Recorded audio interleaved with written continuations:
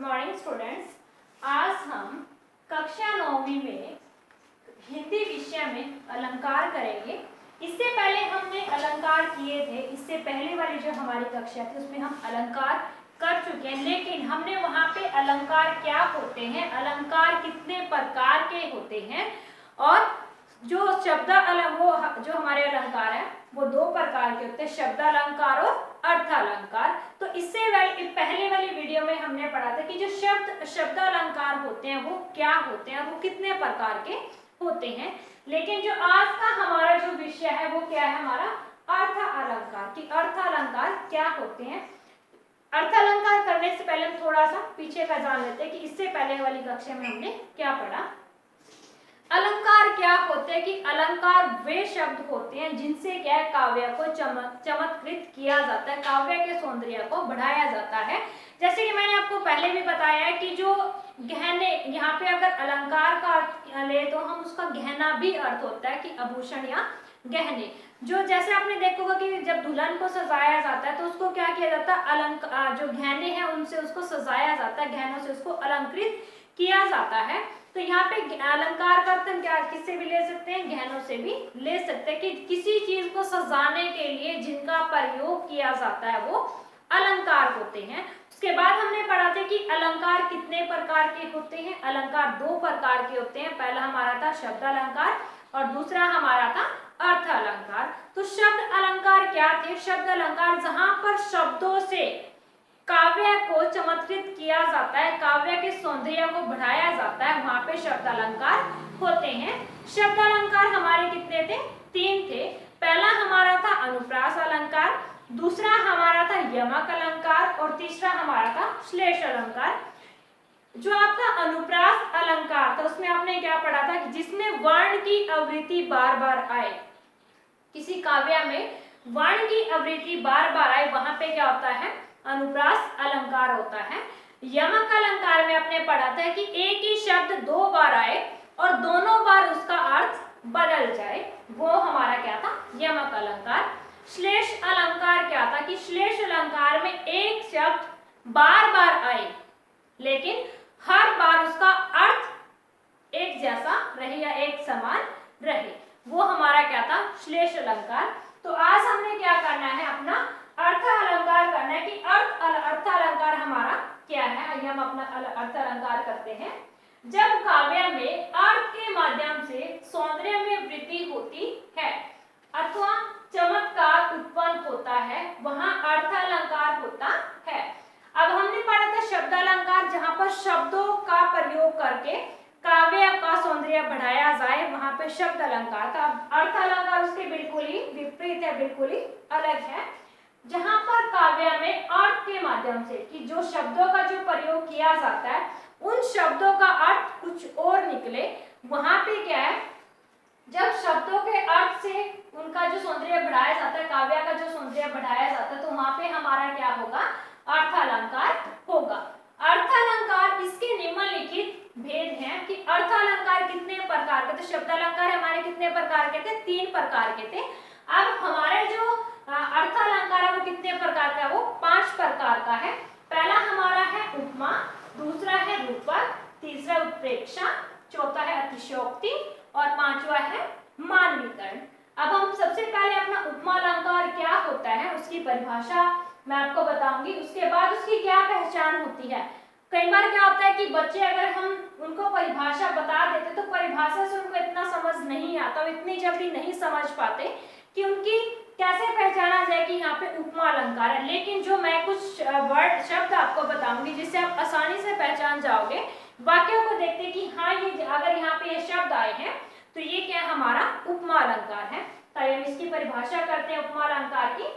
जब किसी वस्तु या व्यक्ति की तुलना अत्यंत समानता के कारण किसी अन्य प्रसिद्ध वस्तु या व्यक्ति से की जाती है तब वहां उपमा अलंकार होता है।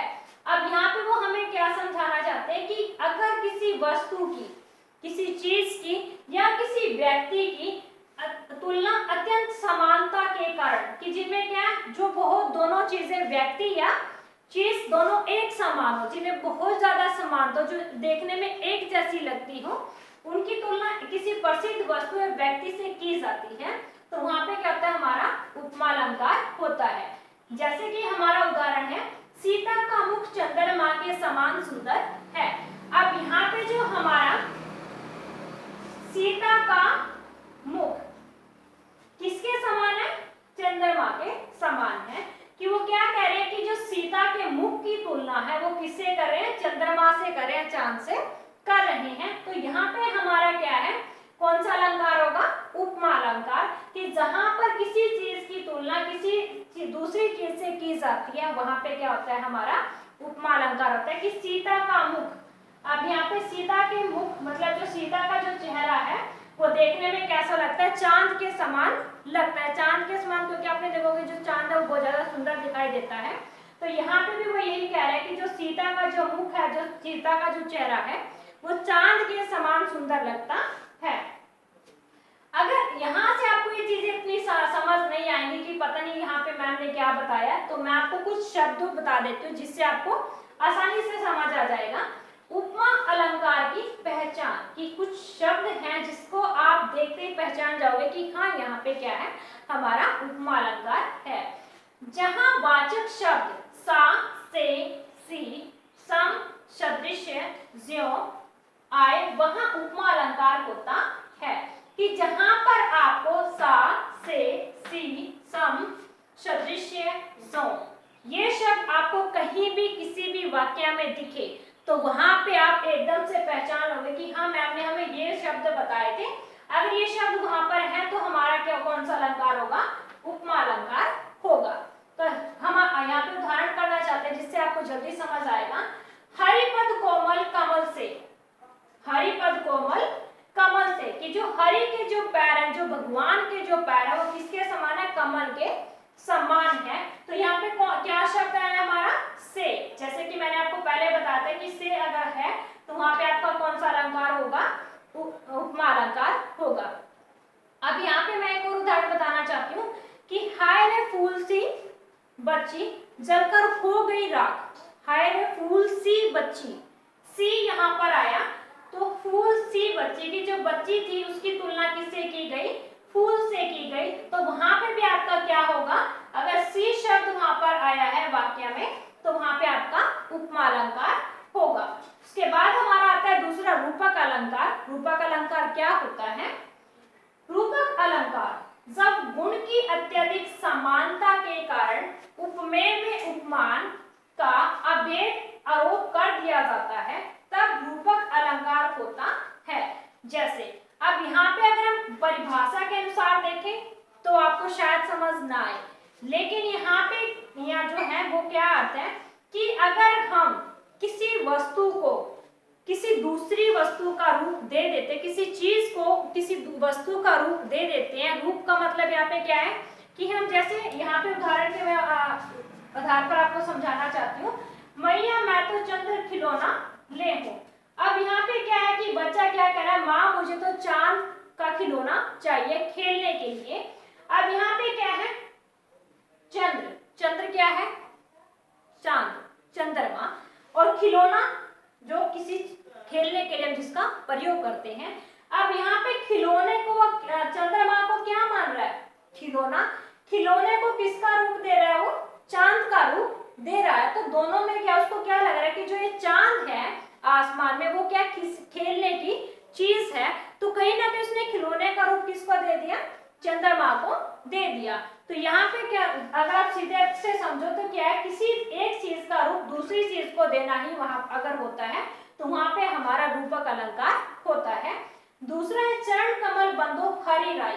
अब यहाँ पे क्या है, चरण कमल बंदो हरि राई, कि जो चरणों की जो तुलना है वो किससे की गई, कमल से की गई। कि जो चरण है वो कैसे हैं, कमल, मीन्स कमल और चरण की क्या जो चरण हमको किसके समान मान लिया गया, किसका रूप दे दिया, कमल का रूप दे दिया गया। तो ये था हमारा रूपक अलंकार। आपको समझ आएगा कि अगर हम एक वस्तु का रूप किसी दूसरी वस्तु को दे देते हैं तो वहां पे हमारा क्या होगा, रूपक अलंकार होगा।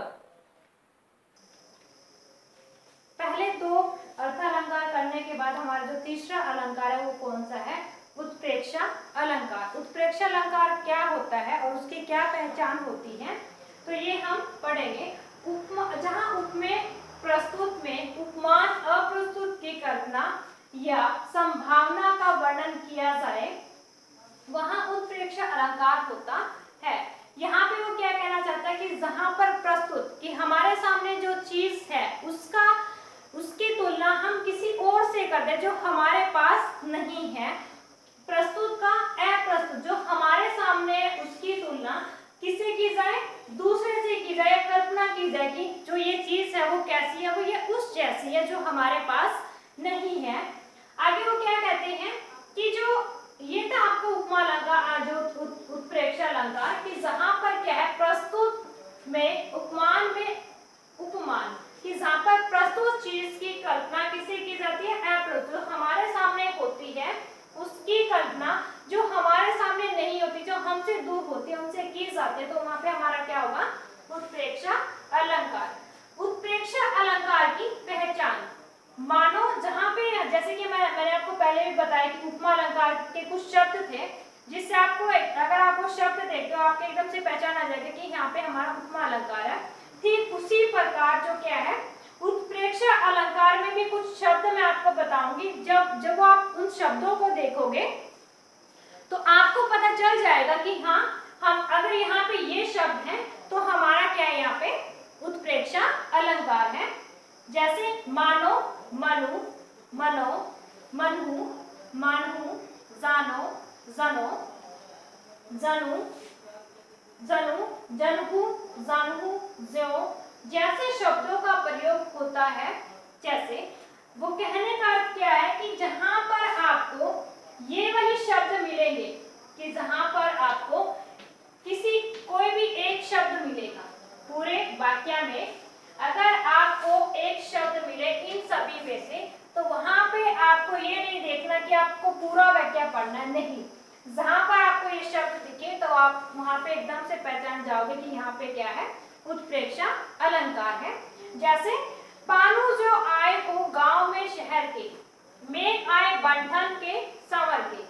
अब यहाँ पे अगर आपको बोला जाए कि कौन सा अलंकार, आपको बहुत सारे दिए जाए और आपको याद हो कि हाँ जहां पर जो शब्द आए हमारा वहां पे कौन सा है, उत्प्रेक्षा अलंकार है।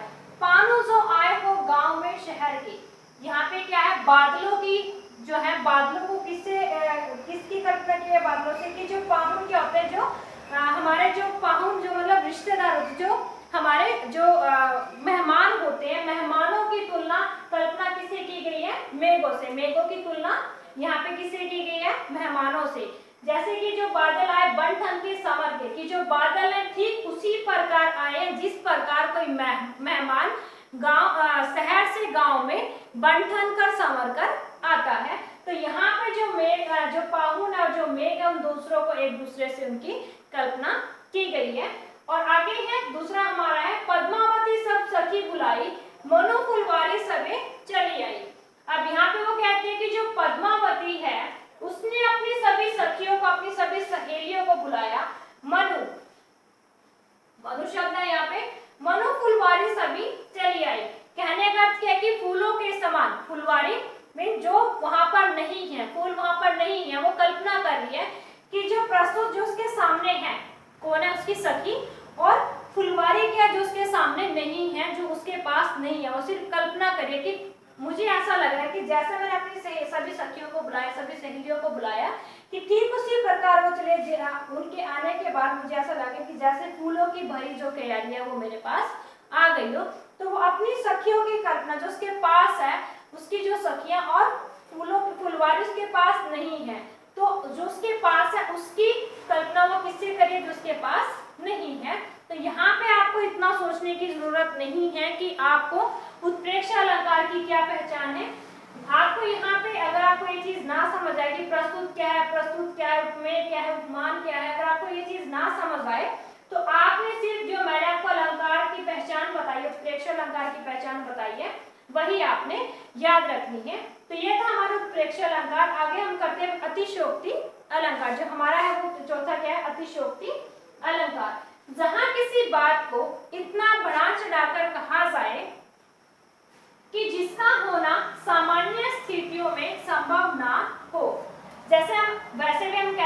कि जहाँ पर एक छोटी सी बात है, उसे एक छोटी सी बात को इतना बड़ा बना के बताया जाता है कि ऐसे हुआ ऐसे हुआ, हालांकि वो चीज नहीं हो सकती, लेकिन फिर भी उस बात को क्या बढ़ा चढ़ाकर बताया जाए। तो वहाँ यहाँ पर वही हमें बताना चाहते हैं कि जब किसी बात को इतना बढ़ा चढ़ाकर कहा जाए जिसका होना सामान्य स्थितियों में संभव नहीं है, कि जो एक आम बात हो के वो सिर्फ एक छोटी सी चीज होती है और वो अगर हम सोचे भी तो वो इतनी बड़ी नहीं बन सकती जितना हम उसको बता देते हैं।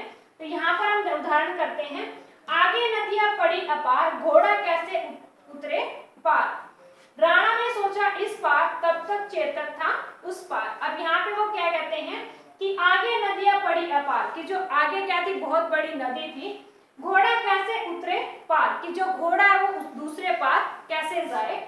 राणा सोचा इस पार, चेतक तब तक चेतक था उस पार। अब जो राणा थे उनके घोड़े का नाम क्या था, चेतक। अब जो राणा है उन्होंने क्या सोचा कि मैं तो इस पार ही हूँ, लेकिन उस राणा ने जो है वो क्या कह रहे हैं कि तब तक चेतक था उस पार। पहले वो सोच रहे थे कि एक छोटी सी बात है कि नदी बहुत बड़ी है और जो घोड़ा है वो राजा जो है वो घोड़े पर बैठा है, अब वो कैसे पार करेंगे उसको जब इतनी बड़ी नदी, इतनी जो गहरी नदी है। तो वो क्या सोचते हैं कि जब तक राणा ने सोचा कि घोड़ा क्या था, नदी को पार कर चुका था, हालांकि ये चीज संभव नहीं थी, वो सिर्फ क्या है उस एक छोटी सी बात को बढ़ा चढ़ाकर कह रहे हैं। आगे है हमारा दूसरा, बाण नहीं पहुंचे शरीर तक, शत्रु गिरे पहले ही भू पर। अब यहाँ पे वो क्या कहना चाहते हैं कि बाण नहीं पहुंचे शरीर तक, कि जो तीर से जो बाण निकले हैं वो शरीर तक नहीं पहुंचे, उससे पहले क्या हुआ, शत्रु गिरे पहले ही भू पर, कि बाण लगने से पहले ही शत्रु क्या भूमि पर गिर पड़े। शत्रु जब भूमि पर उसकी मृत्यु होकर वो गिर पड़ा। एक छोटी सी बात है, जब अगर बाण उसको नहीं लगेगा तो वो घायल कैसे होगा। तो यहाँ पे क्या एक छोटी सी बात है कि जब तक बाण उसको नहीं लगेगा तो वो मरेगा कैसे। तो इस छोटी सी चीज को उन्होंने इतना बड़ा बना दिया कि बाण उसको नहीं लगा और फिर भी क्या शत्रु जल मर गया, जो भूमि पर वो गिर गया है। उसके बाद हमारा है आखिरी मानवीकरण अलंकार। मानवीकरण अलंकार क्या होता है, जहाँ जड़ पदार्थों पर मानवीय भावनाओं का आरोप होता है वहां मानवीकरण अलंकार होता है। कहने का यहाँ पे क्या आता है कि कोई भी चीज जड़ है, जो कोई भी चीज निर्जीव है, निर्जीव चीज को सजीव चीज के रूप में प्रस्तुत करना, उसको जड़ जो निर्जीव चीज है, जो जड़ चीज है, उसको एक जीती जागती चीज के साथ तुलना करना है, एक जीती जागती चीज मानना उसको। तो वहां पे क्या होता है मानवीकरण, कि किसी मानव की तरह उसको वो मानते, निर्जीव चीज को किसी मानव की तरह वो मानते हैं। तो वहां पे हमारा क्या होगा, मानवीकरण अलंकार, अर्थात जड़ वस्तु या प्रकृति को जीवंत मानव की तरह कार्य करते हुए दिखाया जाता है, तो मानवीकरण अलंकार होता है। कि यहाँ पे कहने का अर्थ क्या है कि अगर हमारी कोई जड़ वस्तु है, जैसे कि पत्थर है, ठीक है, अब जो पत्थर आपको पता है कि जो पत्थर है वो जड़ है, उसको आप जहां पर फेंकोगे वो वहीं पर पड़ा रहेगा। तो ये हमारी ये क्या थी, जड़ वस्तु, और इस पत्थर को क्या है हम किसी जीते जागते इंसान की तरह उसको काम करते हुए दिखाया जाए, तो वहां पे हमारा क्या होगा, मानवीकरण अलंकार होगा। जैसे कि हम उदाहरण करते हैं, मेघ आए बंठन के समर के। अब जो मेघ है, मेघ यहाँ पे क्या है, बादल, कि जो बादल हैं क्या वो संवर सकते हैं, क्या वो सज सकते हैं एक इंसान की तरह, नहीं, लेकिन फिर भी उनको जड़ होते हुए भी, हालांकि वो मानव नहीं है, वो मनुष्य नहीं है, वो ना सज सकते ना संवर सकते, वो अच्छे नहीं बन सकते, लेकिन फिर भी क्या है, उनको मानव की तरह सजना और संवरने की बात उनके लिए कही गई है किनारे कई पत्थर पी रहे चुपचाप पानी। अब यहाँ पे क्या आपने देखा होगा कि जैसे मैंने आपको बताया कि जो पत्थर है वो एक जड़ चीज है, एक निर्जीव चीज है किनारे कई पत्थर, कि जो किनारे पर क्या कई पत्थर पड़े हुए हैं, एक जगह पत्थर, जैसे आपने देखो किसी नदी के किनारे, किसी तालाब के किनारे पत्थरों को रखा जाता है। पी रहे चुपचाप पानी, क्या वो पानी पी सकते हैं, नहीं, क्योंकि वो क्या है, निर्जीव चीज है, वो सजीव नहीं है, लेकिन फिर भी उन पत्थरों को क्या किया गया, मानव की तरह बताया गया, उनको सजीव चीज माना गया है कि जो किनारे पर जो पत्थर है वो क्या एक जगह पड़े हुए, एक जगह रखे हुए क्या वो चुपचाप अपना पानी पी रहे हैं। तो यहाँ पे भी क्या है, पत्थर का क्या किया गया है, मानवीकरण किया गया, उसको मानव की तरह माना गया है। उसके बाद है कार्तिक की हंसमुख सुबह।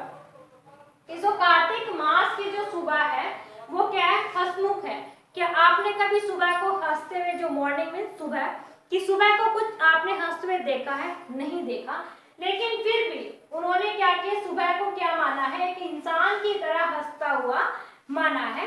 तो ये थे हमारे अलंकार। इससे पहले वाली वीडियो में हमने पढ़े थे शब्द अलंकार और आज हमने पढ़े हैं अर्थ अलंकार। जैसे मैंने आपको पहले भी बताया था कि अगर किसी भी आप कॉम्पिटिटिव एग्जाम में जाते हो तो वहां पे आपको 1 या 2 नंबर के आपको अलंकार मिलेंगे ही मिलेंगे।